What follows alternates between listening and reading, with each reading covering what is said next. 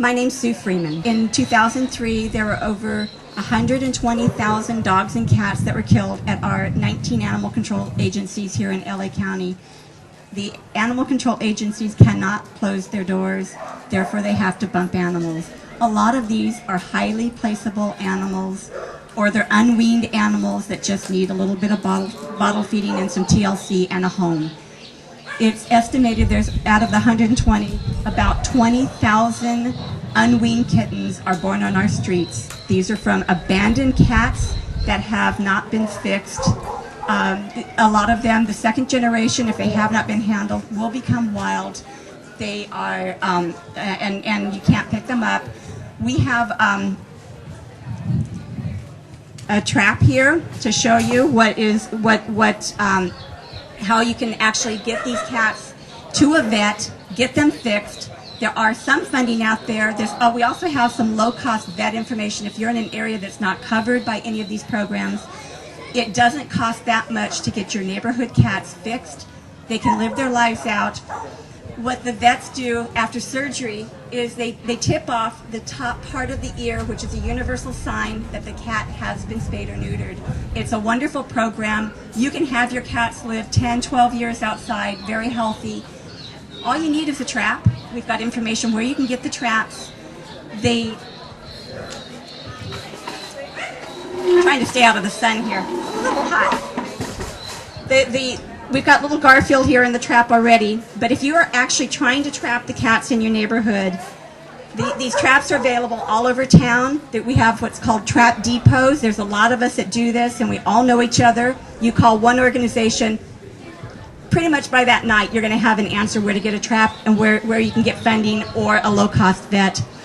What you do is you line the bottom with some paper. You put some bait down at the end.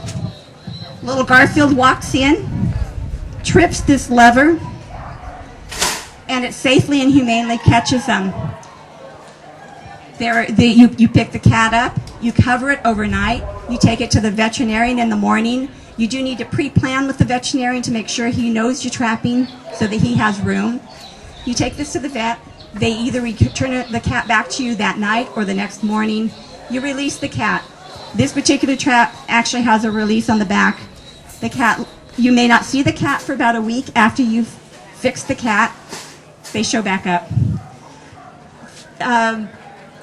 One of the ways you can tell when a cat has not been fixed is all of a sudden you'll see lots of little kittens. That's usually when the neighborhood starts being up in arms. Oh my gosh, instead of having 5 cats in the neighborhood, we now have 2 more litters.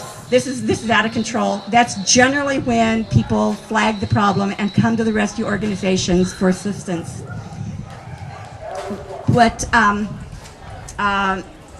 If you catch the kittens before they're 8 weeks of age, you can turn them around, call one of the organizations, which you can find on www.rescueguide.com. It lists all the cat rescue groups in town.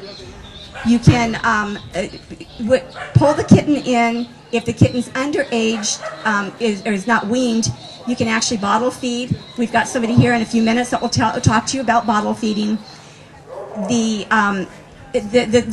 deal that most people don't realize when they first see that litter of kittens, those kittens are already 4 or 5 weeks old. They're not newborn.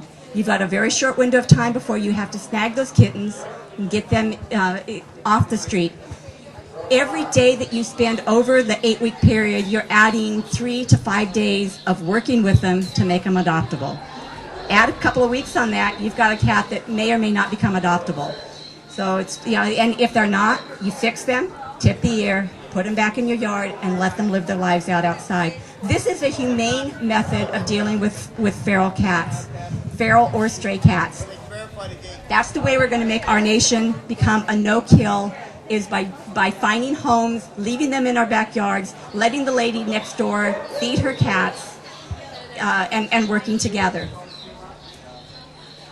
One thing that, in general, with spay and neuter, the larger the dog, the larger the litter, and the largest breeder of cats are the feral cats. So to target the large dogs and the feral cats, we can make our supply and demand become equal. When we're killing 120,000 in our county every year, this is not a supply and demand that's equal.